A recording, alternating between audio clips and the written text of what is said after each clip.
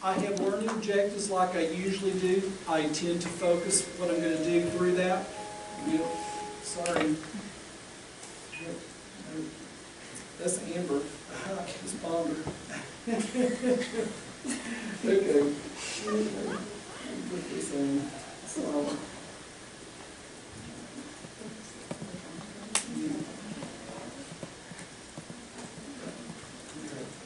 Sorry about that.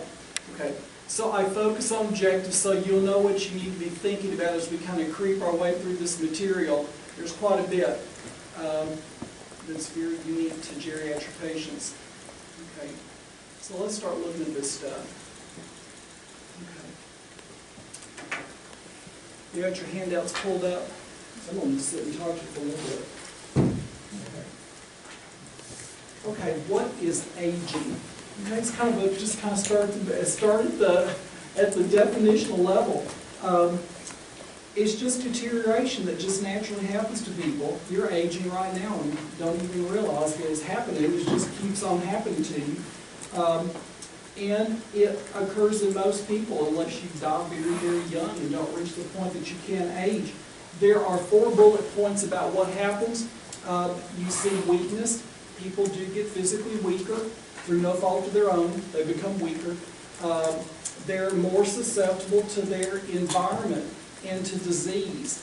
So, you know, a flu that you just work through and feel bad could be lethal. You know, it could be fatal for that person because of their physiology and their body. Their environments can be risky for them, okay? If it's too hot or too cold in your home, you can probably make it through by bundling up. If it's too hot or too cold for them, they don't regulate temperatures well, that could be fatal.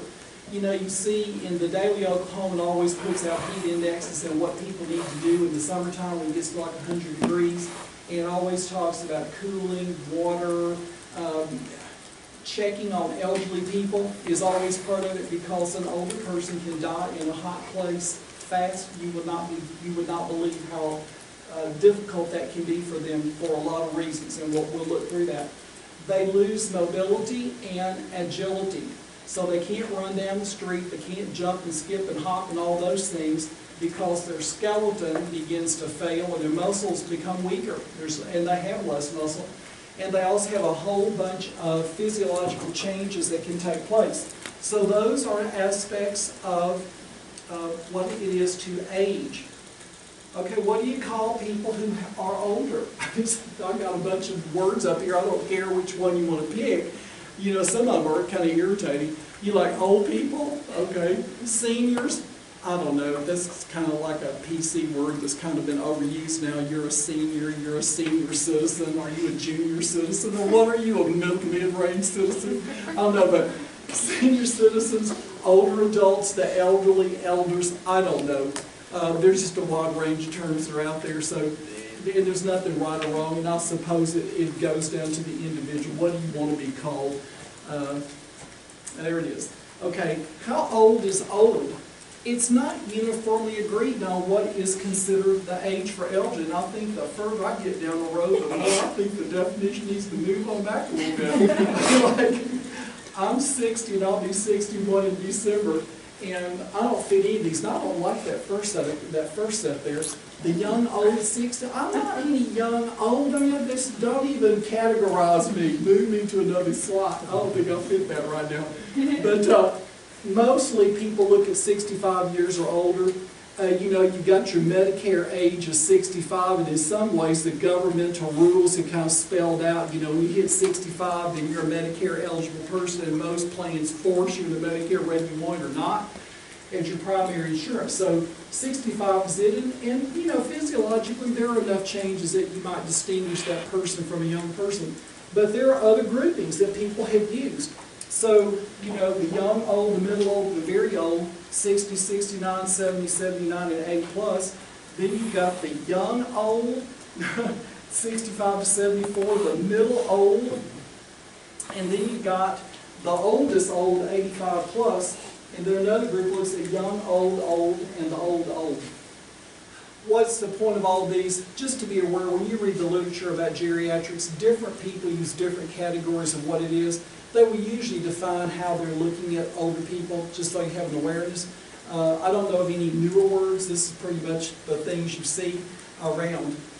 Okay, look at this next little chart. This is pretty impressive. Let me pull it down. Up. Okay. How many older people are there in the United States? Well, statistics have been pulled together. The one thing we do know is this: there are more and more old people all the time. Okay, and it's going to become more so as time goes by.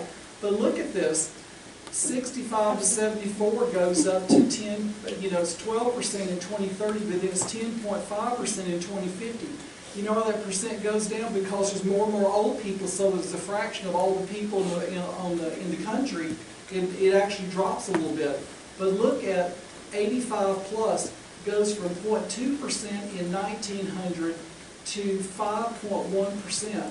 That is a 50-fold increase. Okay, 5 times that, and a 25-fold increase in the number of people who are that old, that age, 85 plus.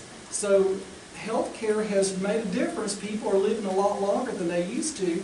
Some people say, is it a good idea to live to be that old, or is it not? I don't know. You have to decide when you get there. If your quality of life is good, then it's good to, have more age, probably. Then there's some people where is it a good thing to keep living longer and longer when you really have no functionality whatsoever. It's really kind of sad. So it varies. But you can see as time goes by, more elderly, which means that no matter where you work, you're going to see more and more older people in practice. It's just going to be a function of what the reality is. So being aware of older people's considerations in geriatrics is probably going to be a feature of practice in local geriatrics, or you pick some area that focuses on a different age group.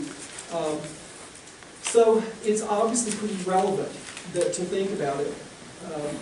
It also has a lot to do with cost of healthcare. Healthcare costs are more expensive all the time. Most of the money in healthcare goes towards the last year of life, and it goes towards your older age group. So if we have a healthcare financing issue now, it only begins to magnify as more of the population gets older as time goes by.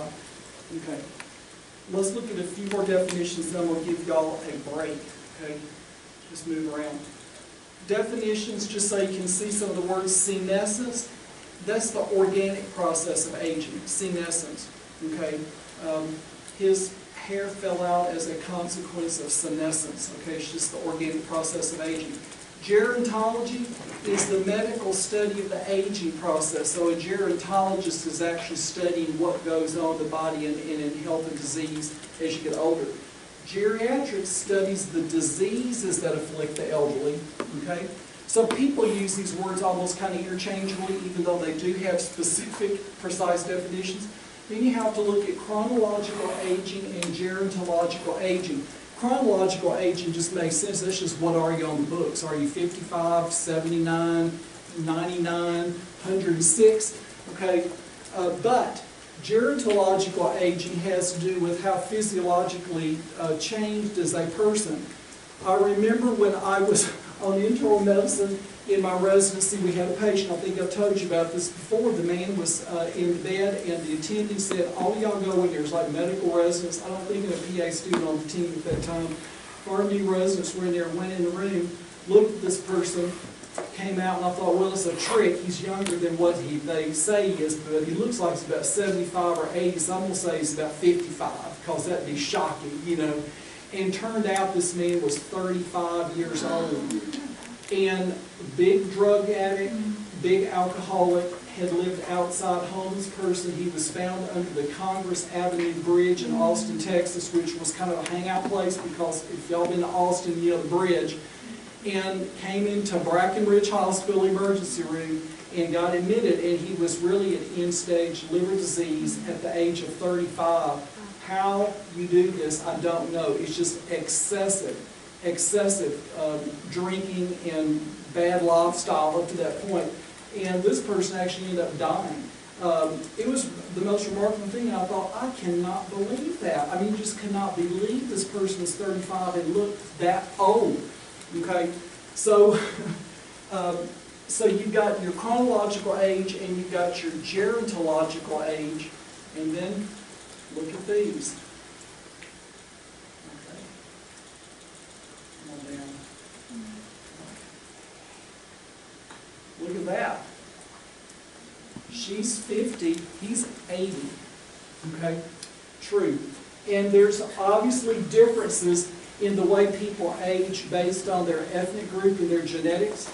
Okay? Not to be racist, not to crack a joke, but black people will tell you, you know, African Americans say black don't crack because they don't wrinkle as much because they have different skin qualities. Okay, so please don't go for me somewhere. I'm just telling you, they tell me. I said, you look really good for 70. She said, baby, black don't crack. And I said, okay, I got you. So you will hear this too. Okay, so there you go, two different people. You know, African Americans tend to look younger than stated age, and some Asian people look younger than stated age. This man looks like he's like Chinese, you know, anyway.